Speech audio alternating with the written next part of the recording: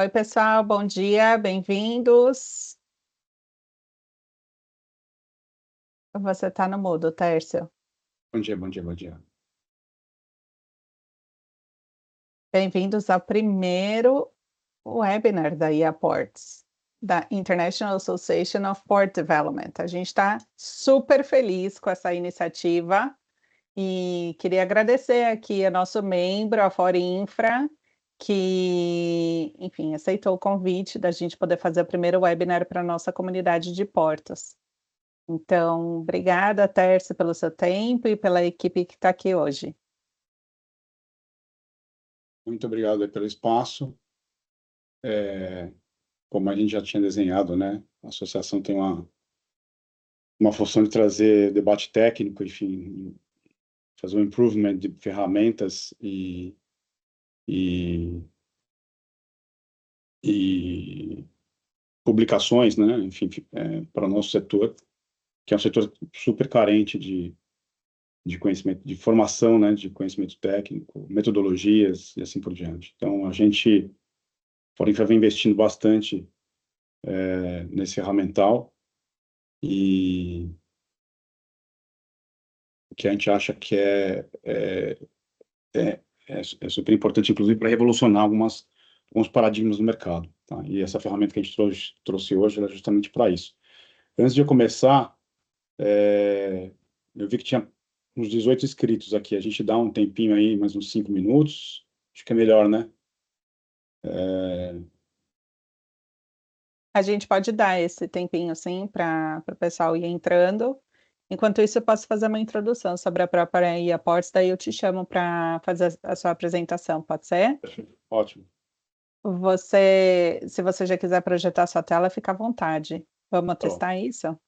Vamos agora.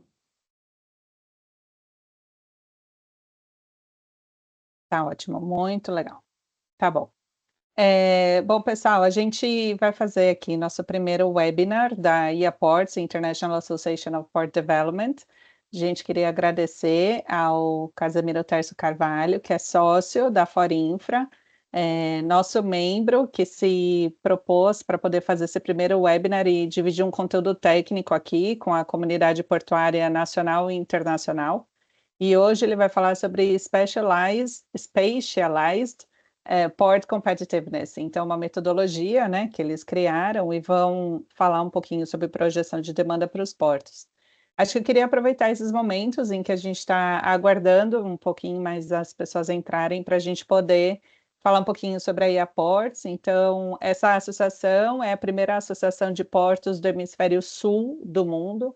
A sede dela é no Brasil, e a gente fundou essa associação para fomentar o desenvolvimento portuário, né? E desenvolvimento é a palavra-chave no conceito de tudo que a gente faz na associação, onde a gente é uma plataforma para desenvolvimento de negócios, desenvolvimento de infraestrutura, desenvolvimento de lideranças profissionais do setor, desenvolvimento sustentável, desenvolvimento de projetos de investimento no setor portuário. Então, todas as agendas que estão vinculadas à palavra desenvolvimento no setor portuário fazem parte do nosso motivo de existir, né? Então, queria convidar todos para fazerem parte da própria associação e também falar que a gente está com a nossa temporada de novos membros aberta nesse momento. Então, para quem tiver interesse em conhecer mais, é só entrar em contato com a gente, para a gente poder também recebê-los dentro da nossa associação, assim como a gente recebeu a Forinfra e como a gente está recebendo o setor portuário internacional dentro da IAPorts para fomentar essas agendas de desenvolvimento portuário. Então, sem mais delongas, deixa eu apresentar aqui o Tércio, que é enfim, um parceiro já de longa data, profissional e, enfim, uma pessoa muito, muito relevante no setor portuário e também um apoiador aqui da iniciativa da IAPorts. O Tércio é engenheiro naval de formação na Politécnica e fez o mestrado em gestão portuária pela Politécnica da Universidade de Valência, né? Ele é sócio da Forinfra e também foi CEO do Porto de Santos, da Autoridade Portuária. Então, sem mais delongas, Tércio, eu queria te passar a palavra e agradecer mais uma vez pelo seu tempo, em fazer esse webinar aqui conosco. Ótimo. Então, vamos straight to the point.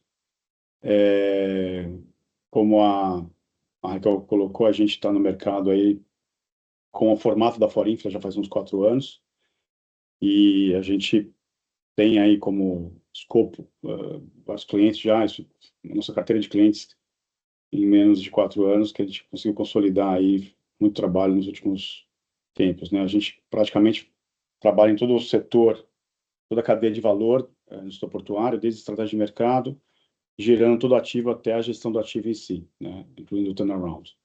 Mas vamos direto ao que interessa, que é a metodologia da CPE, né? Que é a Competitividade Portuária Especializada. Ela se propõe a endereçar problemas clássicos de projeção de demanda no mercado.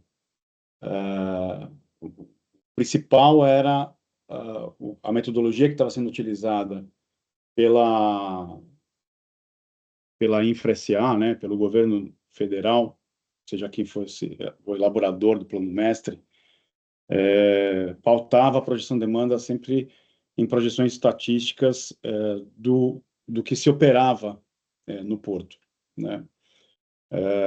Como se você olhasse para o retrovisor e carregasse todas as modelagens, base de taxa de câmbio, PIB de diversos países, população, consumo, etc. E no final você está projetando um comportamento no passado de uma demanda que você já operou e que talvez o maior paradigma para a gente discutir esse assunto hoje foi pós-pandemia, né? Indústrias deixaram de existir, indústrias migraram sua base de operações para outros estados. Somado a isso, você tem a locação de uma nova indústria numa cidade que muda a realidade econômica daquela Interlândia. Enfim, você tem mudanças que são super normais nos eventos da nossa macroeconomia e que são importantes a gente sempre setar, né? Daqui para frente, qual é a nova regra de competição, né?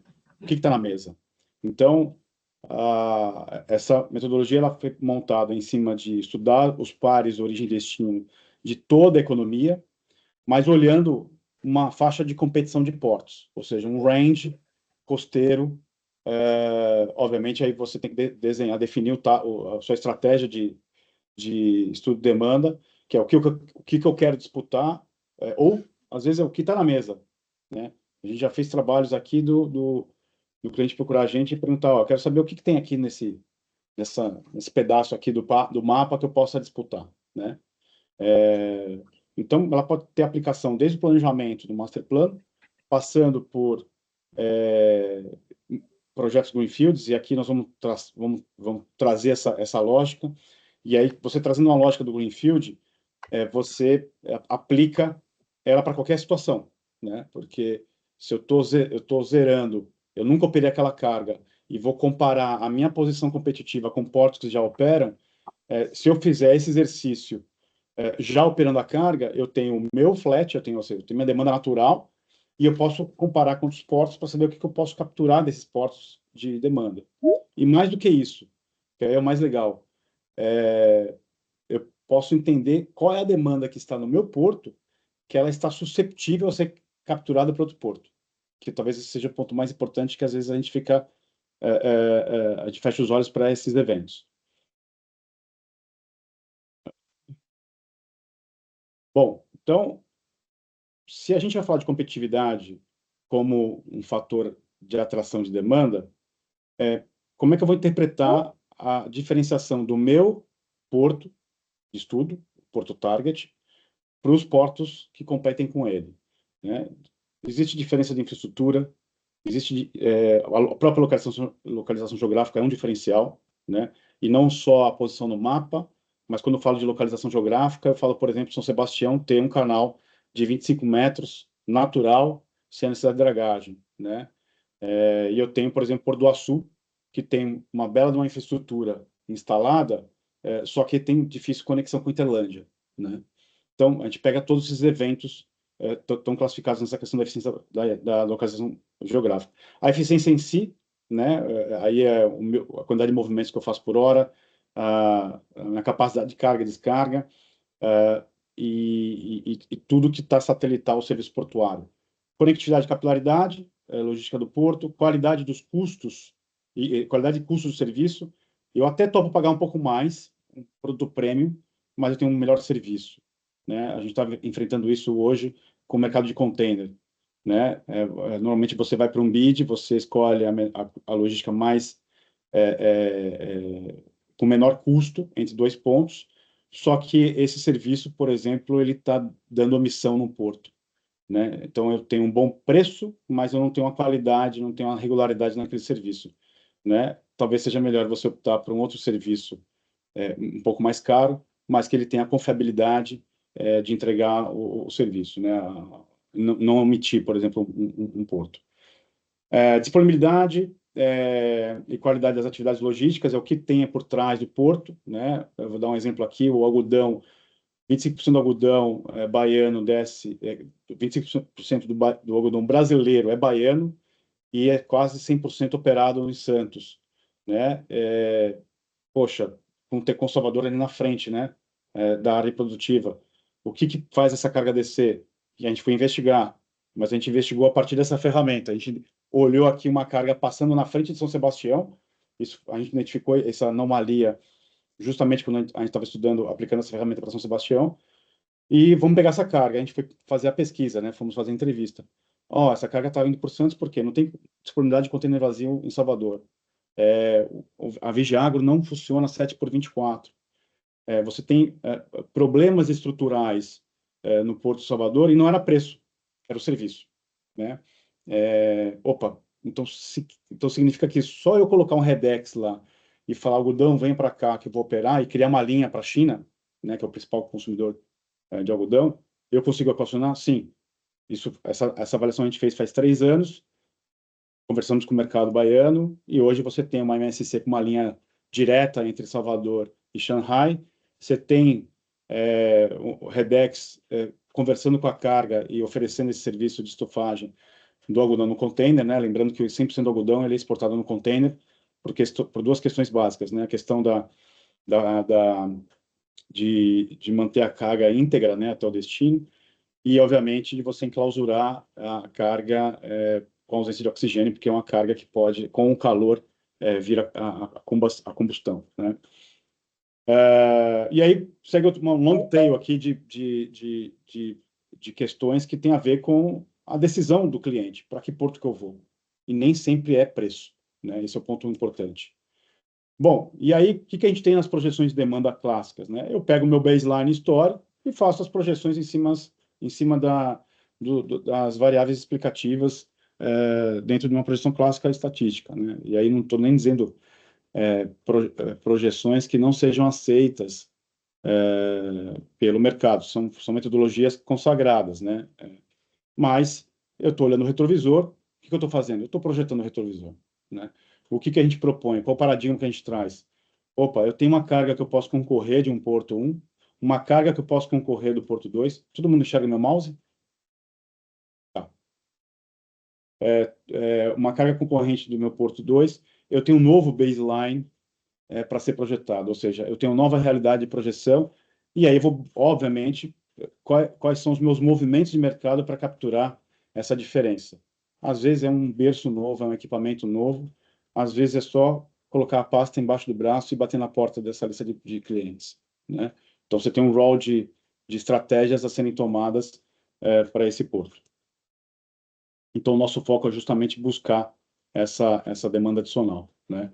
E obviamente vale num sentido, né? Vale em olhar uma demanda adicional e vale olhar para a sua demanda clássica o que está aqui presente nela que outros postos podem capturar. Eu acho que esse é o ponto mais interessante, né?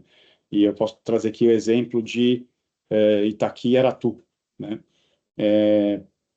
26% da carga da Interlândia Natural de Aratu está sendo operada por Itaqui, né? Itaqui é um grande, eu brinco que o Itaqui é o The King of the North, mas o grande ponto do Itaqui é que ele tem capacidade, né? E ele atende, ele captura demandas do Piauí, de todo o Matopiba, né? E invade operações na Interlândia de Vitória, na Interlândia de Aratu. E olha, está um pouquinho distante, né? Isso significa o quê? Que Aratu, investindo em berço, investindo em equipamento, tem uma capacidade de capturar essa carga do Itaqui. No final do dia, quando você olha pelo lado do Itaqui, ele tem um risco de perder a demanda natural dele, né? E Aratu capturar uma demanda que não está sendo capturada hoje. Então, esse olhar, ele te dá ferramentas para, opa, eu tenho um flanco aberto aqui, né? Quais são as minhas medidas estratégicas que eu posso trazer para o porto para garantir que essa demanda continue comigo, né? Então, às vezes a gente acha que só vai aumentar ano a ano, né? Se entra um competidor novo do lado e tem esse poder de captura de carga, você tem uma disrupção, né? E esse conceito de disrupção é muito importante a gente trazer para o mercado portuário, porque a gente acha que por ser portuário, por ser infraestrutura, não existe movimentos disruptivos, existe sim, né? Bom, aqui eu trago alguns exemplos de quadros de competição, né? Então, quando a gente vai para Paranaguá e Santos, por terem uma grande operação de fertilizante e de granéis agrícolas, são dois portos que competem diretamente, cabeça a cabeça, e muito mais com o fertilizante, que pendula em condições de janela de atracação, que pendula em contar na, na, na vírgula os custos operacionais de um fertilizante e principalmente o principal elemento do FERTI, que é a demurragem, né? 2024, o Porto de São Francisco do Sul deixou na mesa 40 milhões de dólares em demurragem, né? Então, não é possível que a gente não consiga fazer um pouco de cálculo e conta, entender que uma solução portuária ela é mais eficiente que outra e economizar pelo menos 20 milhões desses 40 que ficaram na mesa, né? Quando a gente vai para o Arco Norte, você tem a competição entre vias de escoamento distintas, né? Mais recentemente, 2 anos consecutivos de seca no Tapajós fez com que cargas migrassem do eixo de Miritituba para Santarém, e aí inclui, né, Santarém, Barcarena ou até mesmo Santana, no Amapá, migrando suas estratégias para o Sudeste, né? Por causa de uma seca no Tapajós. E você tem a concorrência futura, né? Uma vez empreendida a Ferrogrão e outras vias de escoamento terrestres para o Arco Norte, essas vias com certeza vão competir entre elas, né? São Francisco e Imbituba, quando você tem um evento de um mesmo navio atracando em Imbituba, aliviando e indo para São Francisco e vice-versa, muito mais para uma lógica de atracação, né? Por que não operar 100% num porto, né? E aí você, obviamente, né, você estende o red carpet para o seu cliente, né? Eu uso muito esse termo, né, o tapete vermelho, ele é muito importante para o cliente e nem sempre o tapete vermelho é preço, né? Se você mostrar o custo logístico global, incluindo todas as perdas que estão fora dos contratos, talvez seja um bom argumento para você buscar, né, enfim, estender o tapete vermelho para esse cliente. O Mato Piba eu já mencionei, mas eu queria trazer o exemplo de PC Swap, né, competidores natos, né, entre eles, e o que vai ser o fiel da balança é para onde a Transnordestina vai colocar o seu primeiro ponto de toque, né, e tudo indica PCM, e aí a Swap vai ter que buscar PCM por uma questão de verticalização, né, a gente vai falar mais à frente, mas principalmente por uma questão de um evento preceder o outro, né?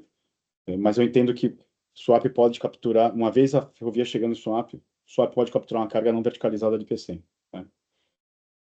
E então assim, o moral da história é que todos os portos têm que ser analisados em cima do seu comportamento clássico e do seu comportamento futuro, tá? E essa análise tem que ser conjunta, tá?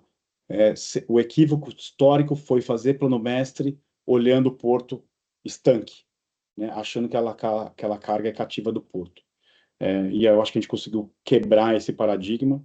Essa metodologia ela vai ser usada pela InfraSA como uma metodologia oficial para os próximos ciclos do plano mestre, né? E a gente fica feliz de ter contribuído com essa quebra de paradigma.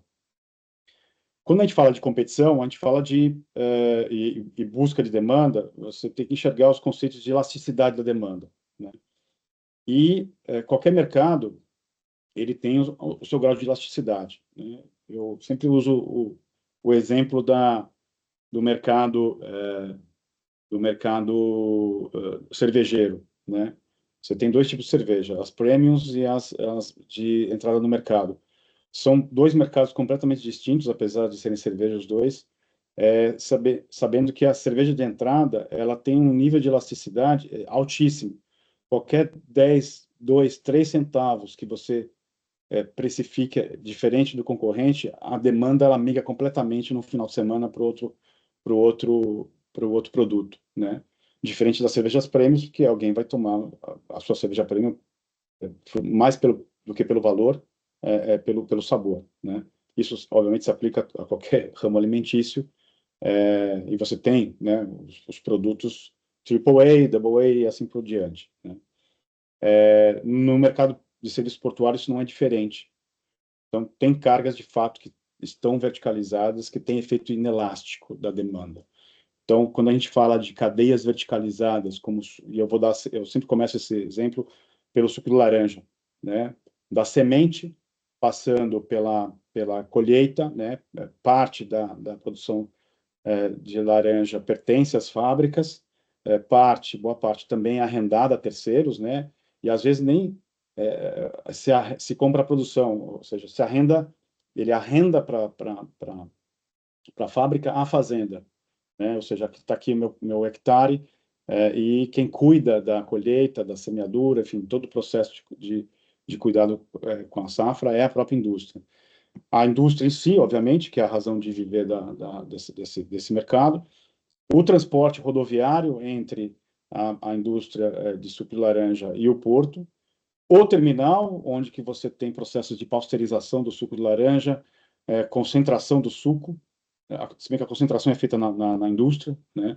Que os sucos concentrados 6 vezes para a indústria de bebidas secundárias, ou seja, não é do suco puro, né? Por exemplo, Fanta e Suquita usam a laranja concentrada, né?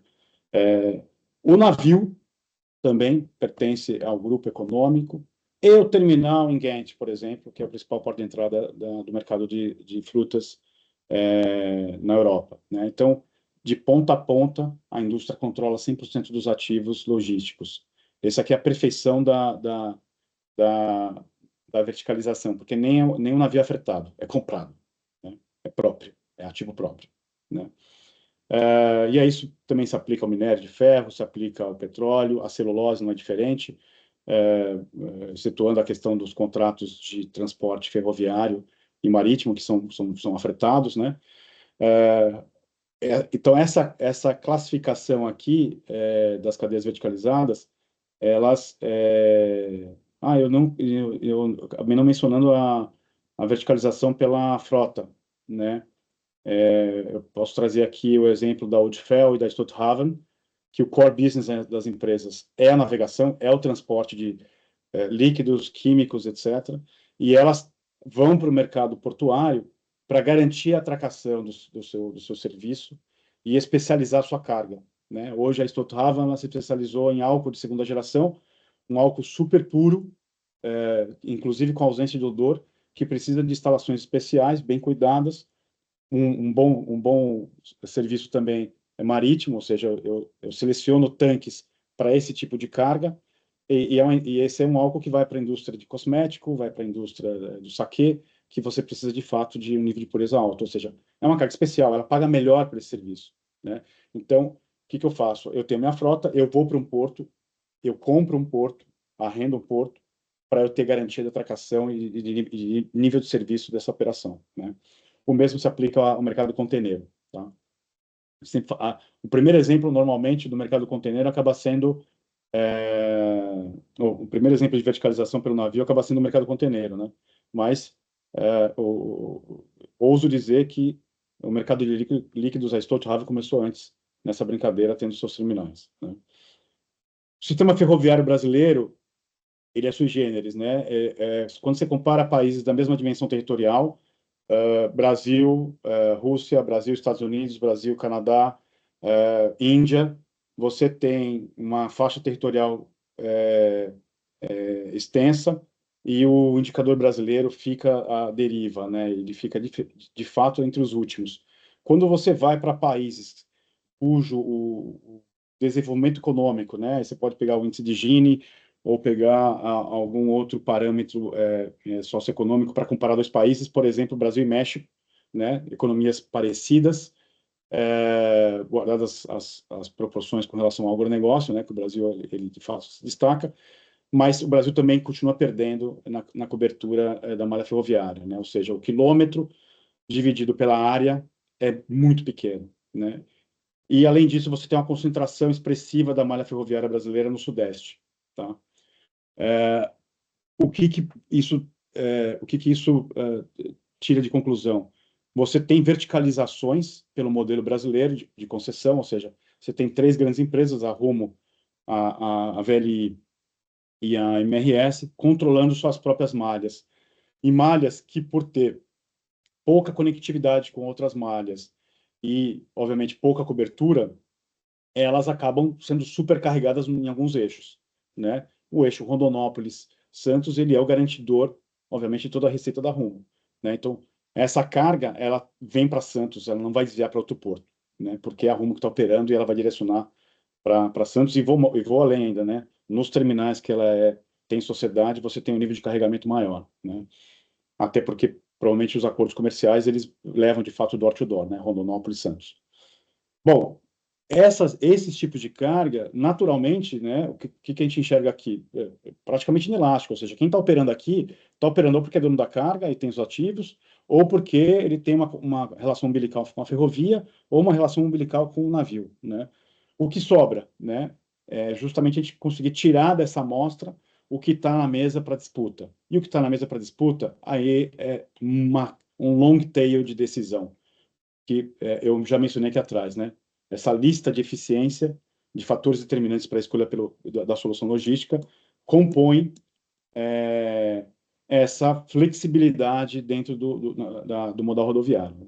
E o Brasil ele é altamente dependente por esse modal e vai continuar sendo um direcionador para esse mercado. Então, o mercado container ele tem um limite de verticalização, de inelasticidade pela verticalização, mas se eu sou dono de carga reefer e vou exportar meu frango para a Europa, a CMA tem serviço, a Maersk tem serviço, a MSC tem serviço, né? Óbvio que uma vez eu tomada a decisão do meu volume, eu vou jogar todo o meu volume numa solução logística, né? Ou distribuo ela em três, entendendo que eu posso ter margem de manobra de negociação comercial e garantia de fornecimento para o meu mercado consumidor. O granel agrícola ainda tem uma predominância no rodoviário, tá?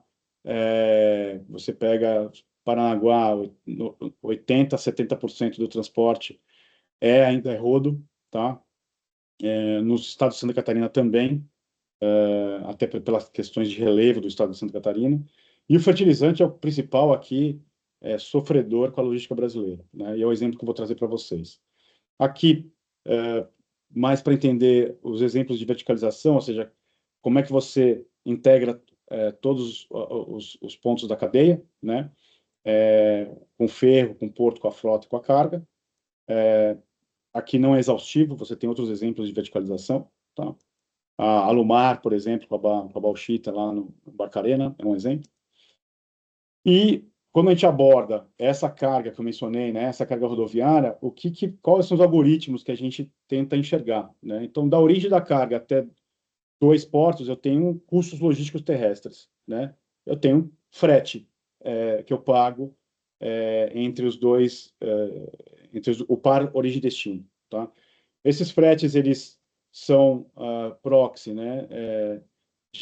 Obviamente, de consumo de combustível, de disponibilidade de frota de frete de retorno, mas principalmente os grandes custos envolvidos nesse processo está, obviamente, em amortização do ativo, né, do caminhão, está no custo do combustível, na hora do caminhoneiro, no quilômetro rodado e nos pedágios que envolvem esses dois pontos, né, da matriz OD.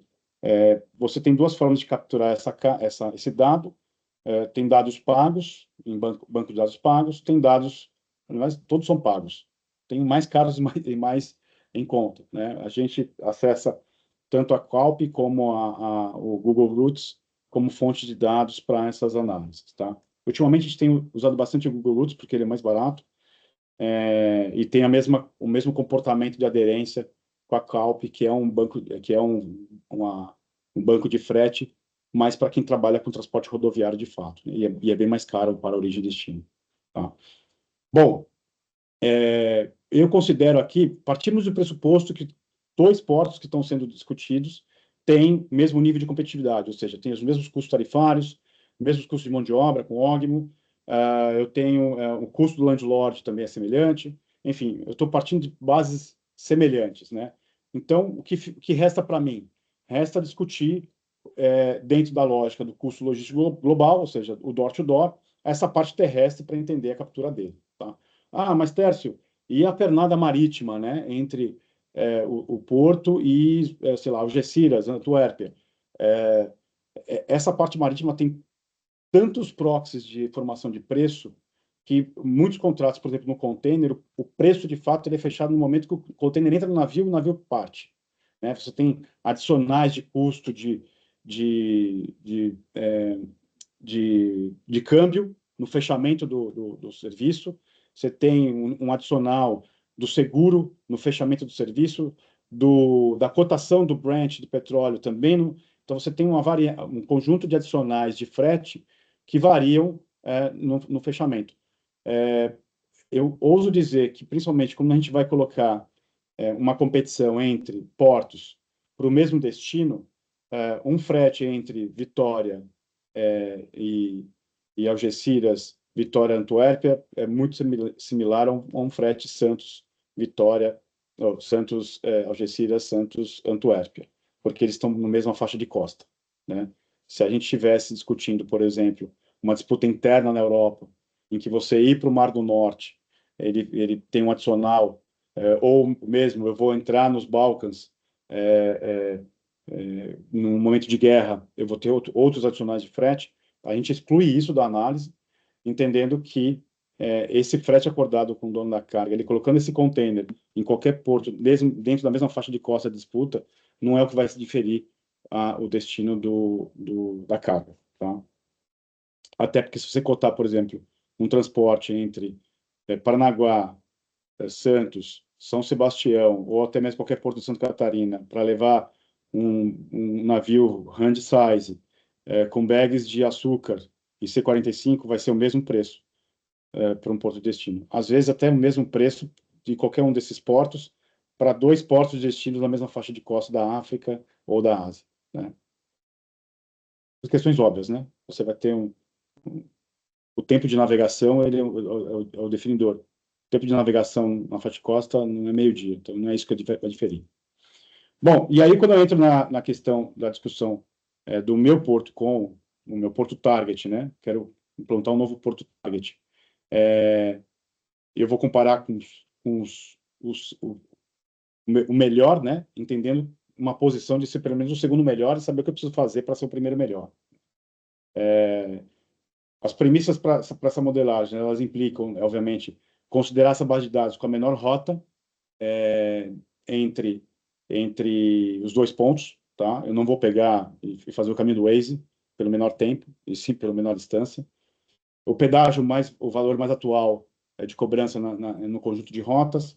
Remuneração dos ativos, ele segue a regra da NTT, né? Até mesmo porque hoje em dia a gente acabou tabulando o frete, e o frete acaba sempre sendo uma base de comparação com o frete negociado, né?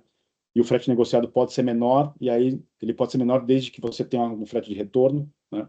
Mas, para você comparar todos os portos do país e ter uma metodologia, como o próprio nome diz, né? Um método, né, que seja aplicável, a gente usa esses parâmetros. Consumo de combustível de 3,5 km, dependendo do relevo, aí eu considero que o motorista economiza numa descida de serra, ele vai gastar numa subida de serra, então a gente considera essa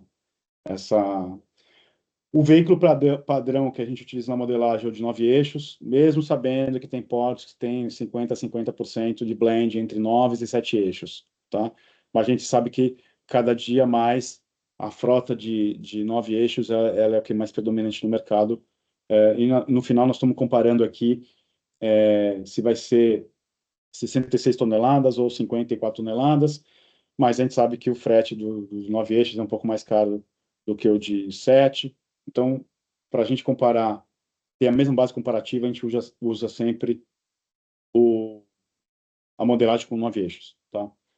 E as bases que eu já mencionei.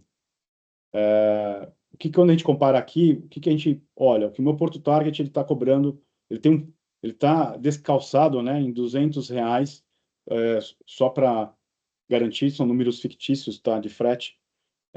O objetivo do chart é muito mais trazer o conceito de diferença de frete entre portos e o que isso, no final do dia, se traduz para o meu serviço portuário, né? Então, nesse exemplo, a gente está falando que o Porto Target ele está com R$ 200 de desvantagem para um melhor porto, para o porto mais competitivo em termos do frete terrestre. Bom, o que isso significa no final do dia? Que eu tenho que melhorar meu preço intraportuário para capturar uma carga que eventualmente coloque mais no frete terrestre, mas ele tem uma melhor performance portuária, né? Então, o lance, o grande ponto aqui é ilustrar que todas as diferenças de frete entre portos se traduzem num valor unitário por tonelada, que é esse valor que eu vou comparar com o nível de atratividade do meu projeto, né? Seja ele um terminal greenfield, seja ele um incremento de carga e investimento em ampliação portuária, né? Ou, literalmente, não estou performando sequer 60% do meu terminal, quero aumentar minha demanda, por onde eu começo, né? Em linhas gerais, custos portuários na vida real a gente sabe que são distintos, né? Desculpa, os custos os custos de frete são distintos, né, para os três portos.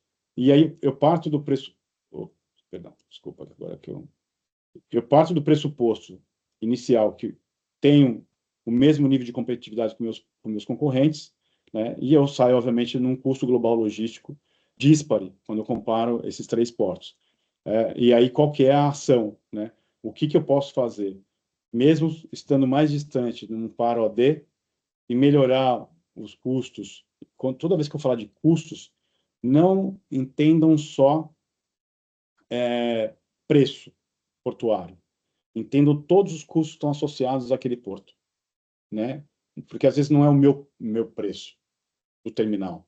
Às vezes é um custo tarifário da autoridade portuária, um custo de praticagem, né?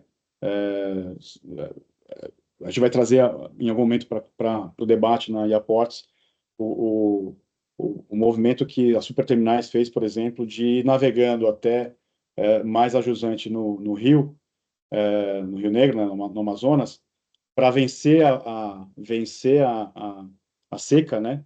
E ele viu uma operação mais competitiva quando ele desceu, principalmente olhando para o lado do container, porque você deixou de pagar uma perna de praticagem, né? Então, olha, a redução do custo não foi o preço oferecido, né? Foi a eliminação de um custo da carga a um terceiro prestador de serviço dentro da cadeia de serviços portuário. O que a gente chega à conclusão, assim, que para, de fato, o Porto Target tomar uma posição e capturar a demanda, eu preciso ser mais competitivo. Eu consigo ser? É possível ou é impossível? Eu já estou no meu auge da minha eficiência de preços, e mesmo assim o meu preço ainda é o mesmo do meu concorrente, então eu não estou, né? E o que eu posso fazer para melhorar o custo? Às vezes não é preço, né? Às vezes você pode até aumentar o preço, mas se você garantir um red carpet, né, uma redução de 10 dias de atracação, reduzir os 40 milhões de dólares que foram deixados no ano passado na mesa em demurrage em São Francisco do Sul, tudo isso são elementos que não é formação de preço, tá? Então, muito cuidado quando a gente usa a palavra real por tonelada em custo global logístico. Às vezes não é o meu custo, não é meu preço. como prestador de serviço, né? Mas tem que olhar para o dono da carga. No fim, o que acontece? Quando eu dou esse rabat, né, esse desconto, e eu passo a capturar a demanda de uma Interlândia que o Porto 1 e o Porto 3 tem mais vantagem competitiva do que a minha, eu passo a olhar, do ponto de vista de avanço, a minha capilaridade na Interlândia, uma área maior. Eu tenho uma lista de municípios para quê?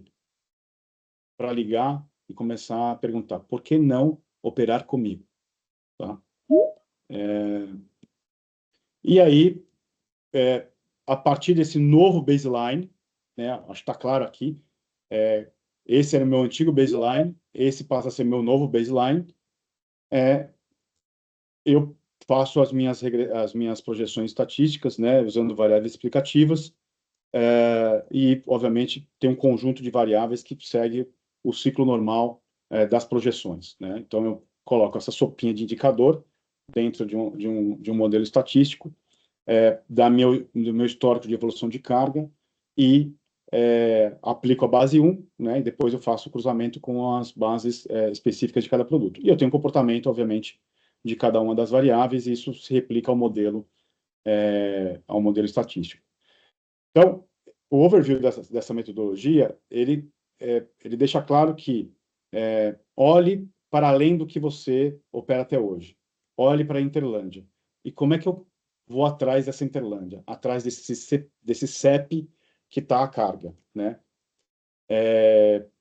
Então, o primeiro passo é entender qual é o meu range de portos que eu vou colocar para disputar comigo, né?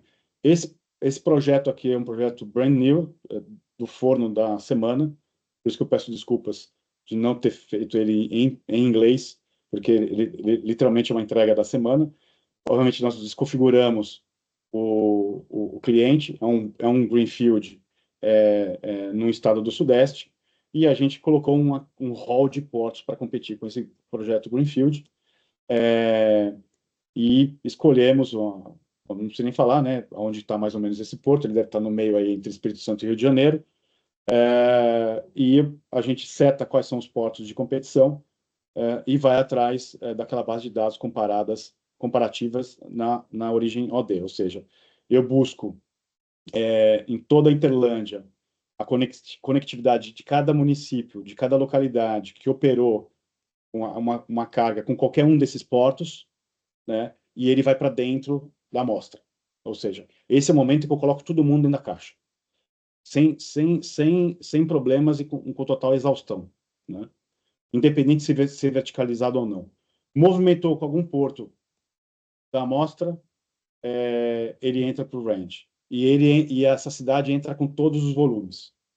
Tá? Então, eu ponho, de fato, toda a demanda para dentro da análise. Eu não deixo ninguém de fora. Tá? E aí a gente interpretou... um ponto importante. Esse projeto, a gente excluiu o container, tá? E basicamente container, pela geomorfologia do terminal e pela estratégia do estudo. Poderia incluir container? Poderia. É mais um capítulo de análise. E o que eu trouxe aqui para o capítulo de análise foi o capítulo de fertilizante, que a gente replica para todos os tipos de carga. Tá? Mas, Tércio, fertilizante é granel sólido mineral. Coque e hulha também. E minério de ferro também, né? Aí a gente entra na granularidade da análise, né? Se a gente coloca minério de ferro aqui, tudo isso aqui vira 0 ponto qualquer coisa, tá? Então a gente exclui aquelas análises e eu faço separada, tá? Então, nós vamos estudar o mercado de minério de ferro, que é altamente verticalizado. Eu tenho dúvidas que alguém vá fazer um projeto Greenfield com minério de ferro para operar como bandeira branca, né? Normalmente ele está casado com alguma mina, né? Mas a gente pode olhar dessa forma como se fosse uma bandeira branca ou como se fosse um verticalizado, tá? Mas o ponto importante esse player, ele tem acesso ao minério de ferro, não é um interesse dele no momento. A gente precisa entender aqui quais são as oportunidades que estão no mercado para a gente desenvolver novos negócios nesse projeto Greenfield. Então, fertilizante se destacou, o coque e a hulha se destacaram, E aí você tem outros níveis de carga. Obviamente, o granel sólido agrícola no Expo ele é um número expressivo, colocando o Santos para dentro, obviamente, isso já se destaca. Então, a gente separa aqui os grandes grupos de carga. Por que a gente separa grupos de carga? Primeiro, pela granularidade, né? Se eu colocasse GSM tudo junto, eu perco um pouco a lupa para cargas distintas, como coque, hulha e fertilizante, né? Se eu coloco granel sólido agrícola no INPO junto com o Expo, eu contamino a amostra, porque a soja, o milho, o farelo, o açúcar, eu uso um tipo de equipamento para fazer o carregamento do navio, é um tipo de operação, né? O malte, a cevada, o trigo, é outro tipo de equipamento, outro tipo de mercado na importação. Então, a gente precisa entender como olhar para esses gráficos e como isso se comporta dentro de uma operação portuária, né? Não faz sentido eu operar com um guindaste hidráulico, um grab, o INPO e o EXPO de granel agrícola, né? Eu tenho equipamento especializado para performar, né? Então, eu separo a análise, né? Isso é bom porque isso dá repertório para quem estuda, para quem está entendendo o mercado, entendendo principalmente as peculiaridades do mercado. Porque uma coisa é a gente abordar, isso é uma ferramenta matemática, uma ferramenta de análise técnica, obviamente toda a camada qualitativa de verticalização, mas é, ela vai te dar um guideline para você mergulhar numa análise de demanda, entender o que é de fato addressable e o que é obtainable dentro de um projeto de projeção de demanda, tá? Um drill down super rápido sobre o Expo e Impo, né, como eu mencionei, tem que separar LED e CRE, não dá para você colocar tudo na mesma, na mesma panela, né, na mesma bacia.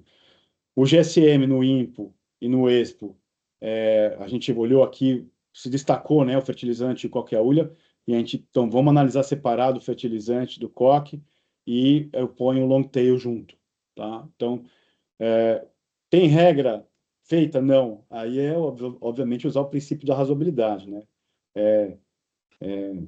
Tem materialidade? São mercados distintos? São. Vamos separar, então, mesmo que tenha um capítulo a mais no seu estudo, né?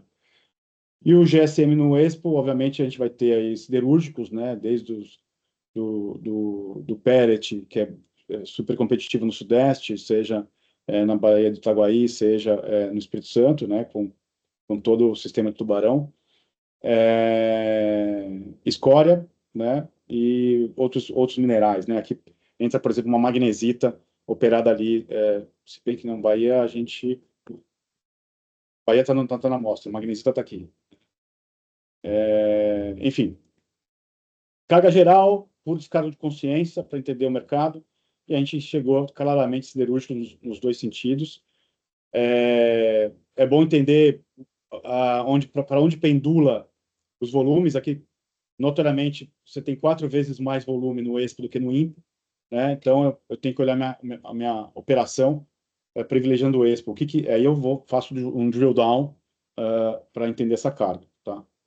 Que nesse projeto não foi o grande.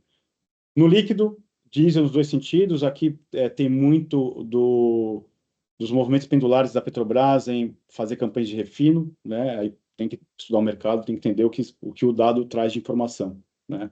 O suco laranja aparecendo aqui em Santos, né? E aí, eu tenho mais, acho que 20 minutos, né? Eu vou tentar reduzir para 10 e a gente abrir para o Q&A. Aqui é um exemplo de análise de ponta a ponta do que a gente faz para cada tipologia de carga, tá? E óbvio, essa ferramenta ela vem evoluindo nos últimos 3 anos, né? Primeira vez que a gente fez isso aqui foi na unha, né? O Gabriel, nosso sócio, era o principal responsável pela manipulação dos dados. E hoje a gente chegou no nível de automação maior, né? E todo projeto a gente tem um improvement na ferramenta para melhorar tanto a automação, né? Como a disposição dos dados, né? Bom, os próximos charts ele segue uma linha de entender e desvendar o nível de competitividade entre os portos. Então, todo porto tem a sua interlândia natural, né? Seria a gente chama também de curva isocusto.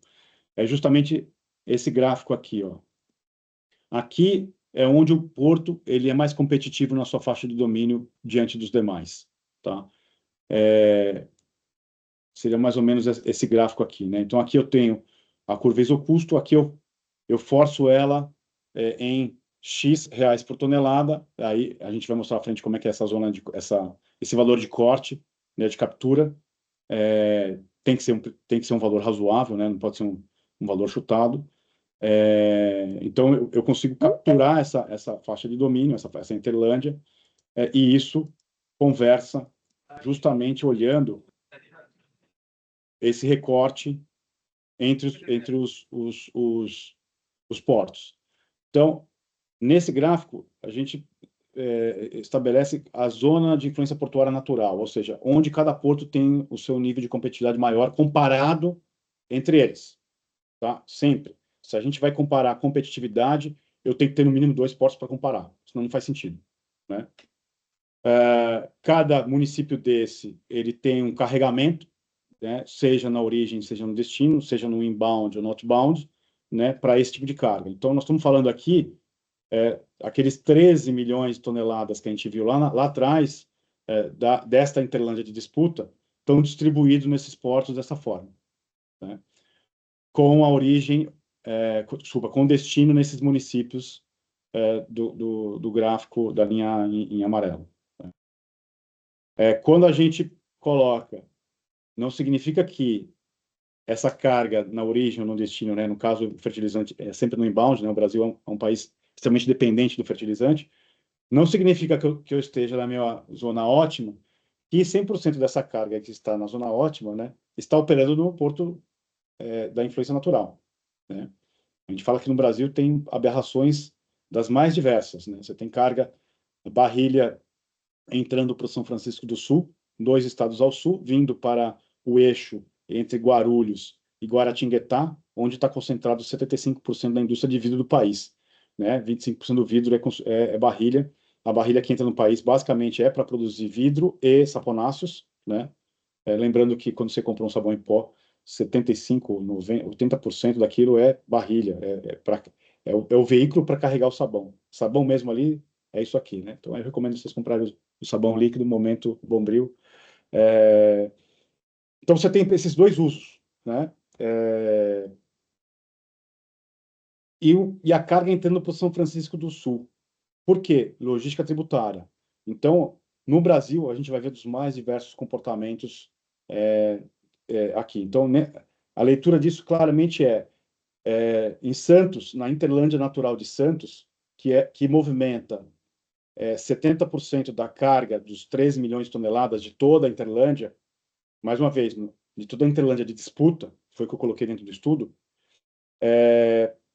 Santos, de fato, está operando só 70% dela. Minto, não. 70% do volume da Interlândia está sendo operado em Santos, só que esse volume aqui está sendo operado em Vitória. Opa, tem carga que deveria estar indo para Santos e está indo para Vitória. Por quê? Palpites?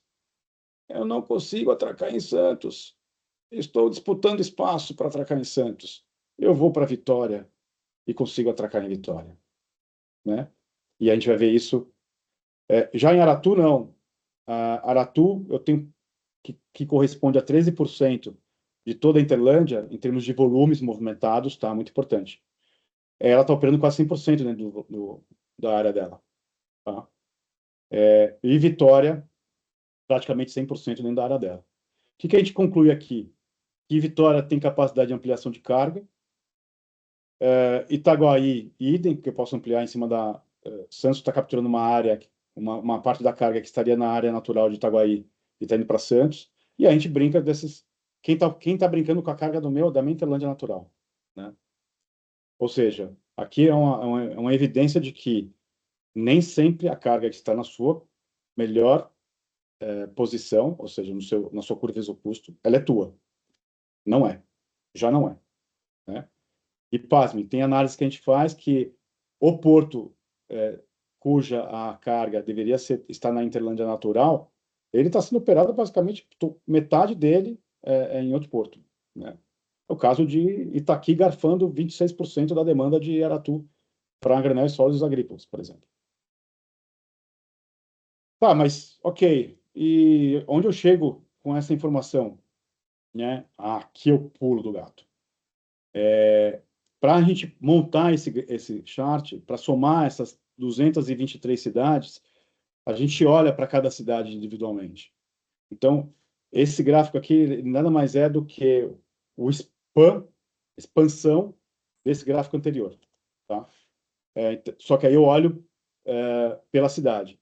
Então, Rondonópolis opera 1,8 milhões de toneladas de fertilizantes com esses portos, que provavelmente Rondonópolis deve operar um outro tanto com Paranaguá. Tá? Esse dado de Paranaguá saiu da amostra. Tá? Posso colocar tudo e todos? Posso. A gente até está pensando em fazer alguma coisa disso, um cluster do Nordeste, um cluster do Sudeste, mas sempre tem aquela barreira de transição, né? Até onde que eu vou fazer a minha análise.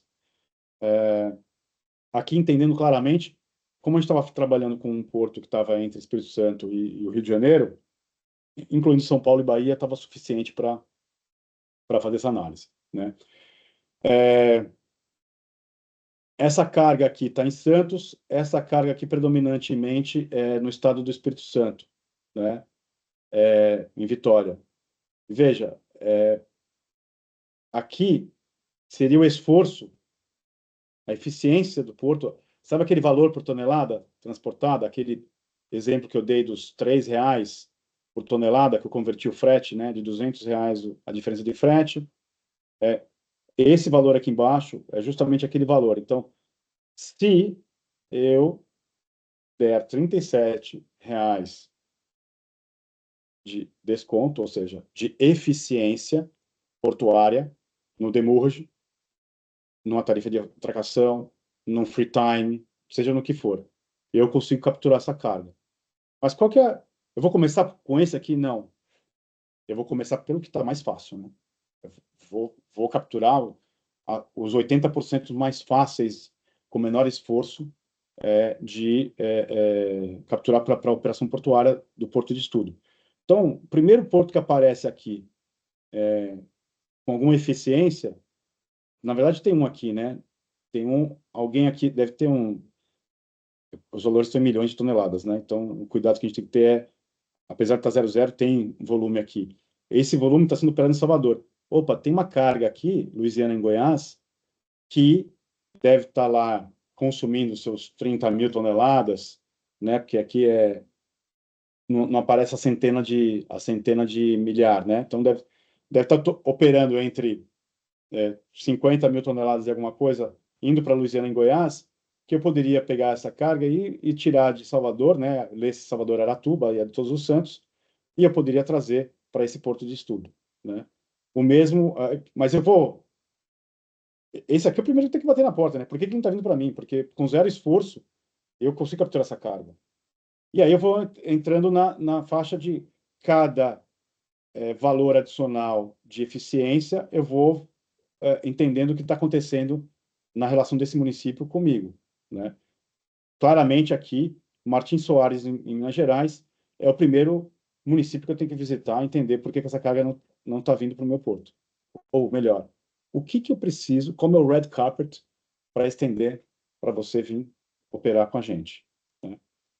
E aqui a gente faz uma estratificação, né? Então, isso aqui é olhando para todos os portos, isso aqui é olhando também para todos os portos. Na hora que eu faço o sequenciamento do menor esforço para poder capturar essa carga, eu olho só para aquelas que eu, por nível de esforço, ou seja, para cada adicional, para cada delta real de esforço, e mais uma vez, importante fixar o conceito de eficiência de captura.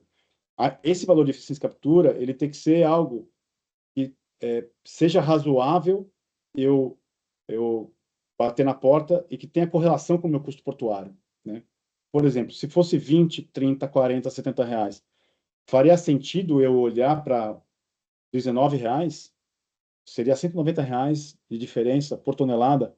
Isso aí é muito maior do que o custo, meu custo portuário inteiro. Não vou olhar para essa demanda, mas Eu estou falando de 2, 3, 4, 7, 8. Né? E veja, quando a gente fala em dólar,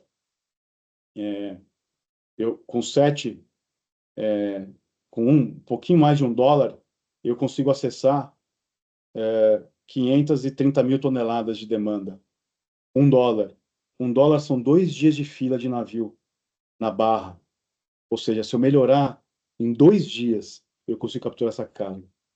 Se eu melhorar em 4 dias, eu consigo capturar o dobro. Né? Então, eu olho, não é só preço, não é custo, mas é o que está doendo no cliente no final do dia. Né? E aí a gente faz cenários naturais, cenários de captura conservadora, ou seja, poxa, não é possível que eu não seja eficiente em $1 para capturar 530 mil toneladas. Eu vou buscar um referencial, eu estou falando aqui de $2. Eu consigo capturar aqui quase 900 mil toneladas. Otimista. Poxa, se eu for para a faixa dos $3, $4, que seria uma semana de demurrage, eu estou falando de 2 milhões de toneladas. 2 milhões de toneladas faz um verão para um terminal de fertilizante. Né? Bom, e aqui a gente Certo, explode. certo. Acho que Acho que é isso. o último Ah, chat. é ótimo? Tá É, ótimo. Não, é só se puder terminar nos próximos 5 minutos, só para a gente fazer uma gestão de tempo aqui. tá, não, mais 1 minuto a gente termina. Então, Fechado. aqui é o long tail, ou seja, eu olho para toda a amostra, para toda a Interlândia, só para ver o comportamento dos saltos, enfim. A comportamento, né, anualizado dessa Interlândia, né, ou seja, como ela movimentou, como ela se comportou nos últimos anos. Esse comportamento é o que ela se comportou nos últimos anos, 13 milhões de toneladas, tá vendo?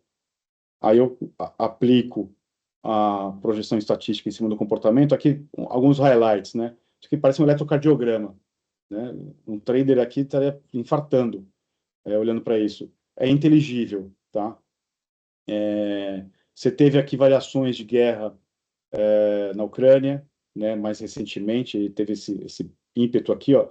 Esse 21 aqui provavelmente foi Covid, tá? E aqui teve um pico aqui em 23, que foi o Brasil fez aquela correria de estar comprado em fertilizante, né? Chegamos em março, abril, a gente estava comprado o ano inteiro de fertilizante. O fertilizante ficou morando nos armazéns durante quase 4 meses e a operação de fertilizante caiu. Foi essa fletada aqui, que eu estava comprado no ano anterior. Né? Isso aqui a gente está pensando que provavelmente deve ser a- o ano fiscal do fertilizante. O fertilizante ele entra na entre-safra, né? O exercício que a gente vai fazer aqui é, eventualmente, ao invés de pegar de janeiro a dezembro dado, pegar de novembro e incluir outubro, outubro a maio, e eu faço meu ano fiscal do fertilizante de outubro a maio. É provável que a gente melhore esse eletrocardiograma com esse tipo de análise, né? É um refino que a gente está buscando, que é buscar a safra de fato, né? Porque a operação do Porto não é o ano fiscal brasileiro, né? Você tem o ano fiscal americano, que termina em primeiro tri. Qual que é o nosso ano fiscal, entre aspas, né? O nosso ano de cálculo para a safra, nosso ano de cálculo. A Conab, ela tem dois tipos, o IBGE faz o ano anualizado, a Conab faz ano safra, né? Isso aqui é uma maturidade que a gente está buscando para quebrar a cabeça se faz sentido a gente começar a fazer a discussão em ano safra, tá? E o comportamento da demanda nos 3 saltos, né? Lembra que eu peguei esses 3 saltos aqui, né? Conservador, referencial, otimista. E aí o que ficou interessante, o meu conservador referencial otimista, ele não é mais um percentual do outro. Quantas vezes vocês já viram projeção de demanda? Eu tenho a referencial, jogo 5% para cima, 5% para baixo e digo que é otimista e pessimista. Beira bizarrice esse tipo de projeção. Aqui não. Aqui eu olho para saltos de captura. Ou seja, é conservador, é referencial, é otimista do ponto de vista de competição, de competitividade, de ir atrás da carga. Enfim, e aí eu tenho comportamento, nesse comportamento eu vou mirar no meu cenário target e vou desenvolver uma estratégia de implantação do terminal, estratégia comercial e toda a implantação, né? Uma coisa que pode ser feita, para quem não acredita em projeções exponenciais, a gente brinca usar a palavra PIBAR, né? Que é tornar, vou ter que criar um nome em inglês para isso, Raquel, de par, a curva, que é acompanhar as taxas de crescimento até um ano e depois de um ano que já vira mãe de Ná, no 35º ano aqui nós começamos a fazer, fletamos em 34 e em 5 anos reduzimos a PIB, ou seja, aqui é PIB, né? Eventualmente, se a gente melhorar a escala e esticar a escala desse gráfico, fique mais notória a diferença entre os cenários, mesmo PIBando, né? Mesmo fletando a curva para o PIB, tá? E aqui, olhando um destaque, já fletando a curva, né? Ou seja, estou destacando beira o razoável, né? Eu estou pegando um Porto Greenfield entre o Rio e Espírito Santo.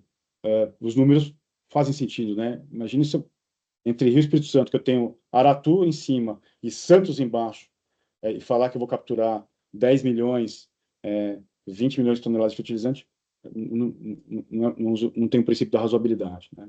Enfim, em linhas gerais é isso. Essa ferramenta ela tem trazido muita lucidez na tomada de decisão e achados, né? Como esse do algodão, que a gente achou essa carga e foi usando essa ferramenta, né? E tem várias curiosidades que a gente acaba enxergando ao longo da elaboração dos projetos. Estourei. Olha, foi muito interessante aprender um pouco mais sobre essa metodologia. Realmente é algo bem diferencial, assim, né? Uma visão bem mais sofisticada, né? Do que outras formas de planejamento que a gente tem visto no passado. Antes da gente finalizar, eu queria dar 5 minutinhos aqui, se alguém tem alguma pergunta para o Tércio, e saber se alguém tem alguma dúvida técnica que gostaria de aproveitar para poder tirar com ele nesse momento. Não vale meu time. É, queria dar essa oportunidade aqui para os nossos participantes.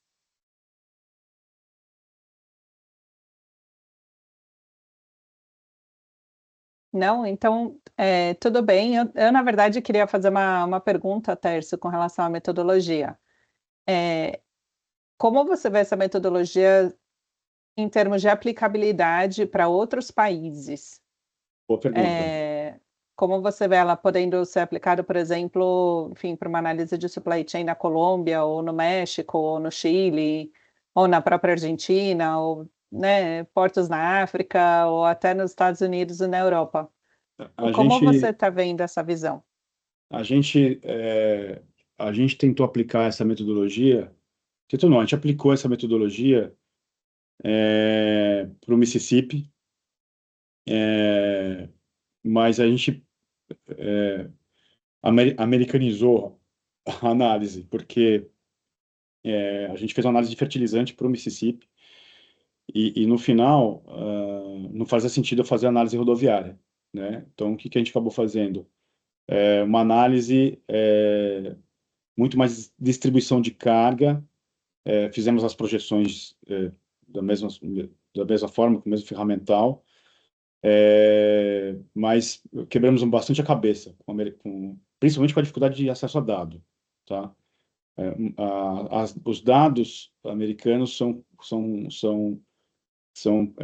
ofertados ao mercado em dólar.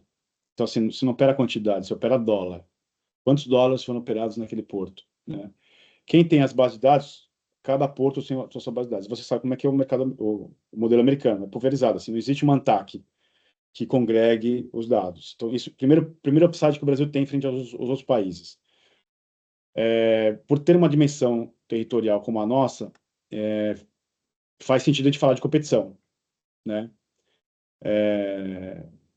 E faz sentido falar de competição pelo acesso à Interlândia, E você tem base de dados pública, você tem o Comex Stat, você tem a base de dados ANTAC, e é pública, né? Então, apesar de a gente interpretar algumas falhas na base de dados da ANTAC, porque por ser uma base de dados declaratória, tá? Por exemplo, quando você faz análise de demurrage, é, tem gente que erra na digitação, coloca um mês a mais, aí você tem lá uma demurrage lá de 2 meses, que não faz sentido, né? Ou não põe o dado, né? O navio chegou, atracou, não existe isso em nenhum porto que eu conheço, né? O navio chegou, atracou, com exceção dos containers, né? E muito bem alinhados, né? O cara chegou no momento certo, porque sabia que ia atracar e não tinha ninguém na fila na frente dele, né? Então, alinhamento dos astros.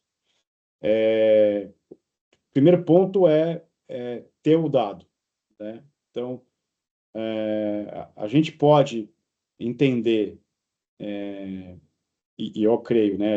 Aí, se o Google Roots faz esse tipo de análise para o Brasil, então a gente consegue achar esse dado para a Colômbia, por exemplo, ou para o Peru, né?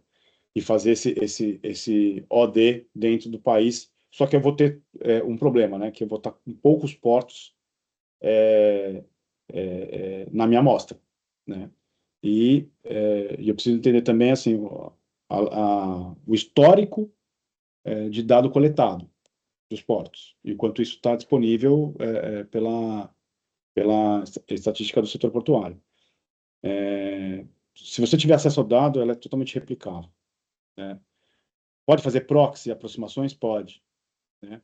Porque no final, se você fizer proxy de aproximação, o que você quer no final do dia dessa metodologia? Para mim está claro. Você quer isso aqui, ó. Você quer isso aqui. Você quer a lista de quem conversar. Quem que é a trade que está comprando, originando carga em Louisiana? Você tem esse dado. A gente sabe quem está lá, né? Tem esse mapa das trades. Então, você ir lá e ir na trade e falar, ó, eu sei que você tá originando carga em Louisiana, quero conversar com você sobre esse porto aqui que eu estou ampliando capacidade, quero discutir comercialmente com você. E aí eu brinco que um dos nossos trabalhos na Forinfra é ser Sherlock Holmes, né? Que do dado, entender o que está por trás do dado. Quem é a empresa que está por trás do dado, quem é o cliente e quais são as dores desse cliente. Tá? É natural o uso dessa ferramenta. O próximo passo aqui é uma série de entrevistas, e a gente faz isso. Então, a gente usa o dado e o dado orienta a entrevista. E aí você conversa. O assunto do algodão foi literalmente isso. A gente conversou com um grande trader de algodão e falou assim: meu problema é esse aqui. Pum, se você resolver para mim, eu opero amanhã em Salvador. Né? Mas Santos vai perder espaço. Aí é uma questão de você otimizar o caminho da carga, né? Alguém vai estar pagando a nossa consultoria para fazer isso, para otimizar o caminho da carga, né? Uhum. E isso serve no inbound também. As mesmas, aqui no caso do fertilizante é inbound. Estou com problema de rota, estou com problema de serviço. Né? Tem um cliente que procurou a gente não fechou o projeto ainda com ele. Bate na mesa aí, a gente fecha. Ele está com um problema, opera em 2 portos brasileiros, ele está com problema de omissão. Né? Ele quer uma solução logística para diminuir a omissão dele. Né? Então, a gente olha quais são os serviços, quais são os portos, e aí vai para os indicadores dos portos. Número de emissões que tiveram no porto tal, no porto tal, no porto tal. Se você operar nesse porto, tua chance de omissão vai ser essa. Né? Aqui você vai pagar mais caro, mas, cara, o nível de omissão foi muito baixo. Né? Eu brinco que é mais ou menos quem voa Latam, quem voa Gol. Né? Eu já tomei três omissões da Gol em dias que tinham reuniões super importantes. Pergunta se eu vou de Gol. Não vou, que é a reunião mais importante. Não vai ser R$ 100 de diferença na passagem que você vai comprar uma a outra. Né? No final é isso. Né? Replicabilidade existe, o grande ponto é buscar o dado. Como a principal base de dados aqui, né? Tem a carga, obviamente, mas tem também a base terrestre, né? Como é que é a tua captura de Interland? O Google tendo isso, acho que a gente consegue fazer isso e talvez um primeiro teste seria fantástico, seria a própria Colômbia, né? Porque você tem saídas pelo Atlântico e saídas pelo Pacífico, né? qual que é a estratégia que eu vou... naturalmente, já tenho uma estratégia nata, que é qual que é o meu mercado, né? Mas eu vou para Barranquilha ou eu vou para Cartagena, né? É, ou eu vou para o Pacífico, né? Então, mas entre Barranquilla e Cartagena, qual que é o mais competitivo? Qual que tem mais serviço? É, se eu tenho que escolher um porto verticalizado, onde que eu vou setar esse porto? Vou olhar para a Interlândia e vou ver os menores custos.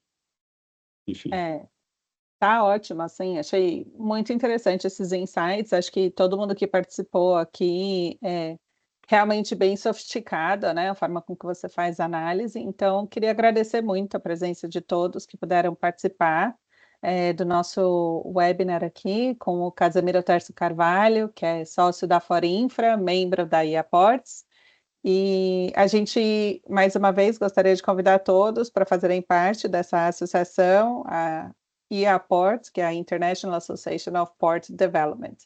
A gente espera todos para poder promover mais webinars como esse e fomentar o desenvolvimento portuário global. Obrigada, viu, pela presença de todos. Até logo. Obrigado, Raquel. Até a próxima. Até a próxima. Até a próxima. Tchau, tchau. Tchau.